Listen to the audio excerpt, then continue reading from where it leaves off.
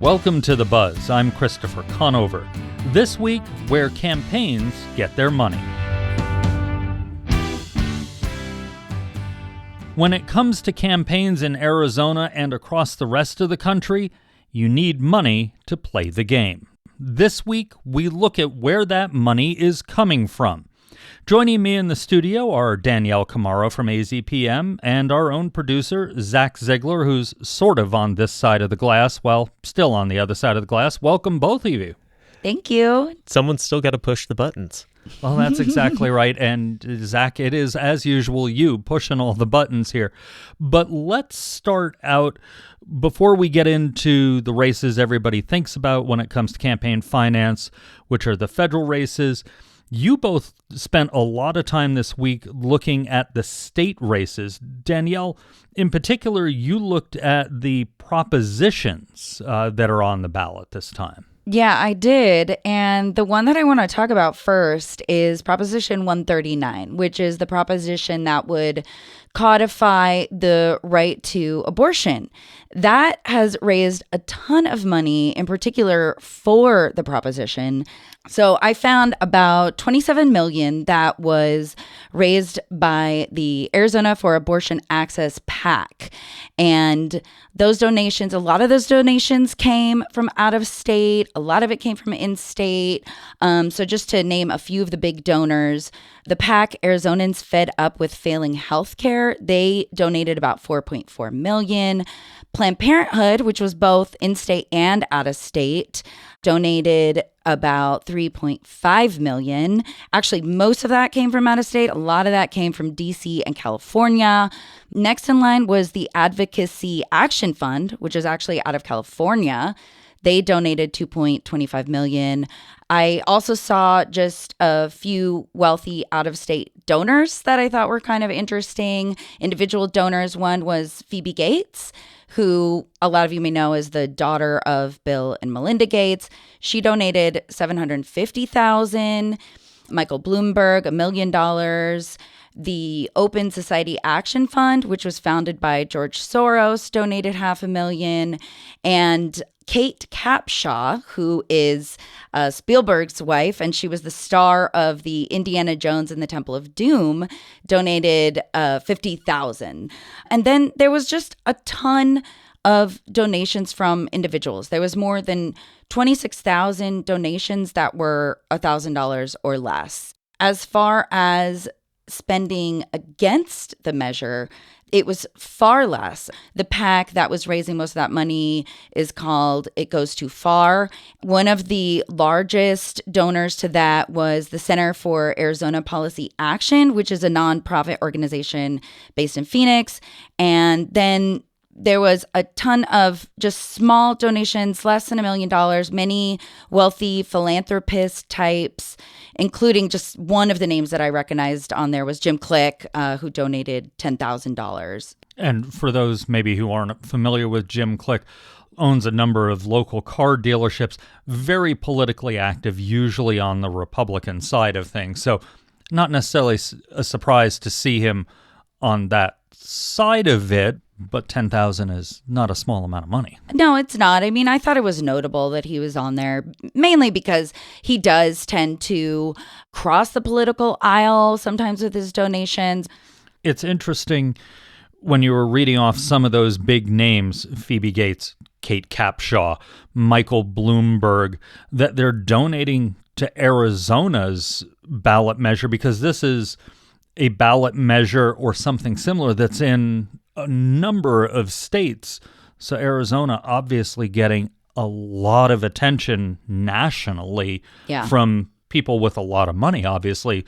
Yeah, I think that probably one of the reasons why this ballot is getting so much attention in Arizona is because abortion rights got a lot of attention in Arizona recently when the Civil War era law came into effect that the legislature has now overturned. But when that came into effect, that I feel like people really started paying attention to abortion rights in Arizona during that time. That probably has something to do with why this proposition is getting so much attention now. That and Arizona is now a swing state, so lots of attention in general. I'm sure that has plenty to do with it. You only have to ask the folks in our newsroom about how much attention we are currently getting as they go out to cover all of the campaigning that's being done for presidential candidates here. That's exactly right. Yes. I do find it interesting, like, how much big out-of-state money there is coming into these races. That's something I looked at and saw a lot of those names that you mentioned. I looked at probably about the top 60 out-of-state donors as far as the amount of money they contributed. 43 of that top 60 were people who are from out of state. Now, maybe they do have some connection. You know, you mentioned Steven Spielberg. I saw his name there. He did spend some of his childhood in Phoenix, and the theater for the Phoenix Theater Company is named after him. It was interesting to see that much big money coming from outside of the state. Of those big name donors, they accounted for about $27 million of giving. 19 million of that 27 million came from people outside of Arizona. Wow, that's really interesting. And then, like, what was the breakdown as far as between one party or the other for Republican or Democratic? There was a lot of giving to mostly Democratic causes. Of those 43 out-of-state donors, 36 were giving towards Democratic causes, money going to the state party, Arizona for Abortion Access, the PAC for America's Future was another one I saw a fair amount. Only a handful, 4, giving to more Republican causes. Those tended to be a little more diverse. There was some money going towards It Goes Too Far, or causes like the Judicial Independence Defense PAC. And there was also some out-of-state money going towards a cause that is, well, technically an independent one, Make Elections Fair. Zach, did you see, besides that open primary Make Elections Fair issue, any other issues where there were cross-party donations? Not really. This thing seemed to be rather divided. Lots of money going very specifically towards causes that almost lined up, or it was a lot of giving for just a single cause. And that was something I'm sure, Danielle, you probably saw when looking at Arizonans for Abortion Access. I'm curious, though, you also looked at some of the other props, 314, which is the one that deals with law enforcement at the border, 138, the tipped workers one. How are they doing as far as financial gathering on this? Yeah, and I also looked at the one that you just mentioned, which was 140, open primaries. It was interesting what you just said, because there actually is a PAC in favor of that proposition that raised about $10 million. There was almost no money raised against it. And then the other two that you just asked me about, Prop 314, which is the border security proposition, there was not a ton of funding on that. So unlike the proposition in support of abortion rights, abortion and border security have been two of the top issues during this election. So it did kind of surprise me to see how little funding there was either for or against this border security proposition. And to be honest, going through the Arizona Secretary of State campaign finance website, it was hard to even figure out what was the money that was being spent on the proposition and what was being donated, because it was all just grouped together. That said, it was in the thousands, not in the millions. And then as far as the one that would allow for tipped workers to be paid 25% less per hour than the minimum wage, the committee against that raised the wage, raised $5 million. And then the committee for it, all I could find was that it had raised $11,000. And I actually had to go look at Open Secrets to see that, because I couldn't really find any fundraising about that on the Secretary of State website. All right, Danielle, Zach, thank you for your time looking at the state numbers. After our break, we'll talk about the federal numbers here in Arizona races. Stay with us. The candidates for November are set. I know Donald Trump's type. Between now and Election Day, we are not going back. A campaign season unfolding faster. Kamala Harris is not getting a promotion Than any in recent history. Make America great again. Follow it all with new episodes every weekday on the NPR Politics Podcast. Welcome back to The Buzz. I'm Christopher Conover. This week we're looking at donations to political campaigns. The race for the open U.S. Senate seat in Arizona had a surprise third name make an appearance this week, the current seat holder. Independent Krysten Sinema announced back in March that she would not be seeking re-election. So what happens to the millions of dollars her campaign had in the bank? The campaign's most recent finance reports show she's been spending that money on travel, including some luxury accommodations inside the U.S. and abroad.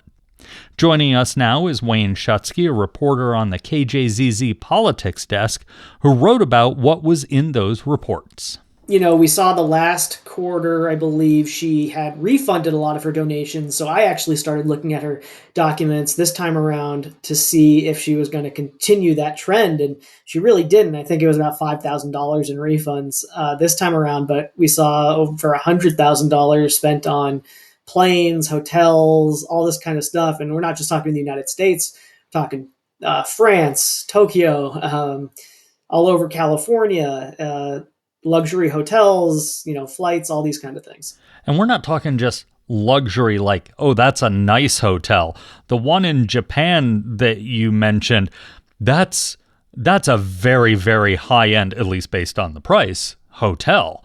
Yeah, we're talking some of them were hundreds of dollars a night, in the higher end, but some of them were thousands. This was not just one location. This was Tokyo, Paris, California. There's even a stay up at the Grand Canyon. Somebody listening to this is going to ask the question that I know you reported on. Is all this legal? As everything is, it's hard to say. So it is illegal to use campaign funds for personal use. The problem is determining whether or not definitively this was personal use. The campaign and Sinema's office did not respond to me to kind of give me I asked for a rundown, what was she doing here? But I would say it does bring up the questions. All these expenses took place after she announced she wasn't seeking re-election. So to then go on and say this is a campaign expense, that's where my questions started popping up. How are you spending on a campaign you're no longer running? I spoke to some experts on this, and they said, you can still spend campaign funds after you're not running for things like wrapping up the campaign. There's a lot of clerical work that kind of goes in there, finishing paying your staff, all that kind of stuff. But again, not allowed for personal use. And it kind of raises a bigger issue, which is that we, both in the state, local, and federal level, is we really just don't see a lot of enforcement when it comes to campaign finance violations or alleged violations or potential violations. So no, I can't say she's done anything wrong here, but it definitely raises some questions. I know one of the things that someone in office can use campaign finance money for is security, and there were in her campaign finance reports under the area of security tickets to baseball games. I guess we'll assume she went to the baseball game and had to pay for her security folks to get in. Yeah, and so like you said, that's an allowable expense, and apparently she does like to go to a lot of events because there was several listed on there. You mentioned baseball games. There were some other ones where you can't really tell what the event was, but because it's through a ticketing company. But you can imagine concerts, things of that nature that she was attending, and she had security with her along the way. Also, there were some larger expenses just for that security in general. Both domestic companies, and again, I think I spotted a French company on there that provides like personal security and security plans for high-profile officials. And she's been knocked on that before. Previous cycles and things like that, people have questioned some of those expenses. These are not necessarily new questions for Senator Sinema. No, I mean, I believe the Arizona Republic reported on the last cycle when all those refunds happened that even as she was making those refunds, she was taking those trips. And yeah, she also has had some higher than maybe expected personal security prices. I believe one of those individuals was tied to Tulsi Gabbard, the former congresswoman. I believe it was her sister owned one of those companies. So yeah, there was questions about, what's a reasonable expense versus, maybe going a little overboard. Right. You and I are not FEC judges or any judges, so we're not the ones to make these decisions about legality of anything. Not even close. You mentioned there are some things that legally can be done with the money for someone who is not running, closing down the campaign. As you said, there's a lot of paperwork and staff that still has to be dealt with. Are there other things? Because what happens, she pays all that and there's still money in the bank. She could transfer it to other federal campaigns. You can't cross over into state campaigns, but federal campaigns, you can donate it to organizations. And actually, I believe we did see some of that in this one as well. I think there was a police organization in Phoenix that got some of that money. Or you could just sit on it, Just because a politician isn't running this cycle doesn't mean they won't ever run again. You can just kind of sit on that nest egg in the event that something changes in the political landscape. I mean, if you think back, the whole reason Krysten Sinema likely isn't running this time is because she became an independent. A big part of the Democratic Party kind of turned on her. But we have something on the ballot right now that could create an open primary system where everyone's on the same ballot in the primary. You could see someone like a Krysten Sinema benefiting from that. So who knows if that passes, if maybe we'll be talking about candidate Sinema again at some point in the future. Right. She can hold on to that money sort of indefinitely and see where we go from here. That's right. Campaign finance is always such a fun adventure. People just think it's a lot of numbers, but as you and I know, there's a lot more in there. Yeah, it's always interesting to see where that money is actually going. All right, well, thanks for spending some time with us. Yeah, no, thanks for having me. That was KJZZ political desk reporter Wayne Schutsky. Even though Krysten Sinema is not running for re-election, there are plenty of other federal races on the ballot this year. So we're going to spend the rest of the show looking at those federal races. We're going to welcome back Danielle Kamara and Zach Ziegler, both from AZPM. Welcome back into the studio. Now I get to play with my data flex just for a minute. I looked at the Congressional District 6, which runs from roughly Tucson to the New Mexico border, including Cochise County, Pima County, and a bit of Santa Cruz County, and then up into Graham and Greenlee counties. Juan Ciscomani, the Republican in that race, is the incumbent. He won 2 years ago, and he beat Kirsten Engel, the Democrat, in that race. As we've talked about on The Buzz previously, this is a rematch. I looked at how much money was coming out of specific zip codes. Interestingly, for Engel, she raised money in 885 different zip codes during this election cycle, and Ciscomani raised money from 784 different zip codes. So that to me, I'm going to say sounds like notably more than we have in the state of Arizona. Earlier we were talking about that in-state, out-of-state money raising. I bet what you looked at probably has some interesting details on that same kind of factor, where money was coming from out of state or where it was in state. It's exactly as you said, Zach. There's a mix of in-state and out-of-state. For both Engel and Ciscomani, their biggest fundraising zip code was 20001. For those of you who don't know the zip codes off the top of your head, that's Washington, D.C. The 4 biggest zip code donors to Engel were all Washington, D.C. area zip codes. Little different for Ciscomani. His number 2 fundraising zip code was Chevy Chase, Maryland, right there in that Washington, D.C. area. And then his number 3 and number 4 fundraising zip codes were 85718, which in the Tucson area is the Catalina foothills, and 85740.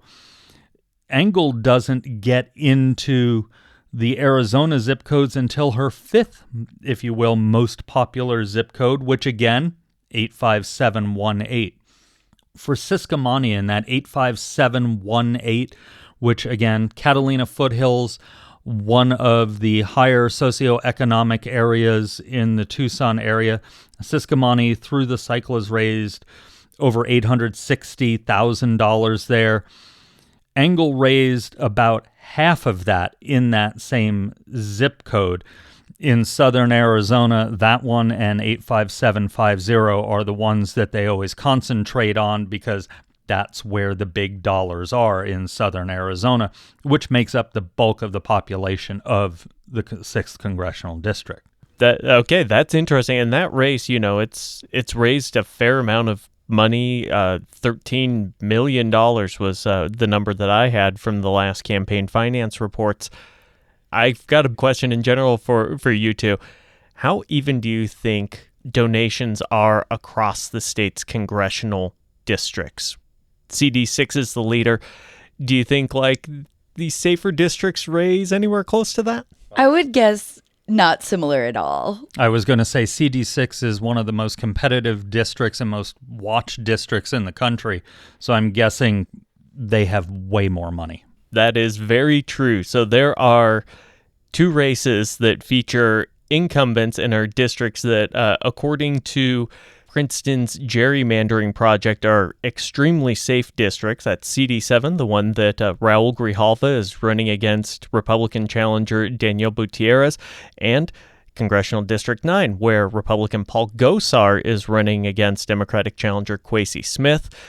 In both of those, between the two of them, have raised a total of about $640,000, roughly a 20th of what we're talking about in this Siscomani-Engel race. Right. Engel in 85718 has raised more than $400,000, and Siscomani has raised more than $850,000 in that same zip code, and that's just one zip code. Hey, so Zach, what about safe districts that don't have an incumbent, like the districts that Debbie Lesko and Ruben Gallego are leaving? So there really is still a rush of money there, but it comes in the primary, not the general. So the 2 candidates left in Debbie Lesko's soon-to-be former district, Congressional District 8, which is seeing a race now between Blake Masters and Gregory Whitten, those 2 candidates together have raised about $4.6 million. The candidates who didn't make it out of the primary raised $4 million total. So that spending really seems to be going towards getting past that first race. The same thing is true in Gallego's district, where the candidates left in that one, we have Jeff Zink on the Republican side and Yasmin Ansari. The 2 of them combined have raised about $2.5 million, and combined is a bit of a stretch, as in that race, Zink has less than $50,000 raised. They raised that money coming into the primary election. The candidates who were eliminated in the Democratic primary had almost $1.7 million. There is still a financial push. It's just coming before August. Yeah, that makes sense. So, Zach, you and I and Danielle have looked at this data on and off for years. And one of my favorite questions always is, so who's the trend breaker? So the one that caught my attention first was Congressional District 4, Greg Stanton's district. Princeton gerrymandering project said that race is almost as competitive as CD6, but Stanton and his challenger have raised less than a quarter of the donations in that race. Then you have something on the other side, Congressional District 2 in the state's north, which, according to that Princeton gerrymandering project, gives Republicans an 11.5-point edge. It's actually the 3rd most expensive race in the state. It's surprising until you learn that, according to Noble Predictive Insights, who recently put out a poll that showed that Eli Crane, the incumbent Republican, is in a surprisingly tight race with the Democrat, former Navajo Nation president Jonathan Nez. Well, I'm going to wrap this up with my favorite part of campaign finance data.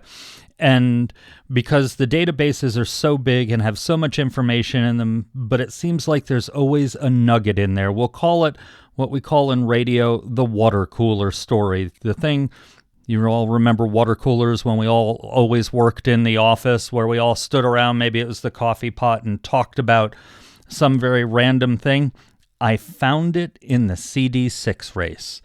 When I was looking at Juan Siscomani's fundraising, I noticed there was a zip code that had hundreds and hundreds of donations, and it wasn't Washington, D.C., and it wasn't Arizona. I had to look it up, and it's the town of Marietta, Georgia. Or if you're not from the Atlanta area, it's pronounced Marietta. It's a suburb of Atlanta, and there's a retired woman there who gave Siscomani more than 100 donations. The interesting thing is, one of the donations was 36 cents. The largest one was $28. Most of the donations were single digits, $1, $2, and sometimes they came more than one in a day. So we dug a little more on this woman, and we discovered that she's done the same with Abe Hamadeh, Eli Crane, Donald Trump, and Act Blue. Now, Act Blue, for those of you who don't follow this the way we do, if you donate to a Democrat online, it usually goes to Act Blue, and then Act Blue handles all the credit card information and sends that money to the candidates. She's donated more than $430,000 this cycle to campaigns all across the country. And most of the donations, single-digit dollars. I do not envy how many text messages she must get. We've been trying to figure out why she was doing this. Maybe it is text messages. Every time she gets a text message, she sends them $1. And from both political parties. That's got to be a lot. Most of them were Republican, but Act Blue popped up in there. I will say, as someone who long ago worked in retail, if she's only donating 36 cents or $1, or really even anything under that $25 level, the campaign and Act Blue are paying more in fees than they are for that actual donation. But I wonder if she knew that.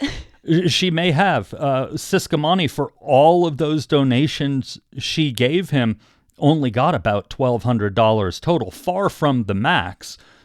But she's there very regularly, and multiple campaigns, not just Juan Siscomani. We've got to get her on the show. We do now have her address thanks to Campaign Finance. We could look her up. Danielle, Zach, thank you so much for all your research this week. You're absolutely welcome. It was fun. No problem. And that's the buzz for this week.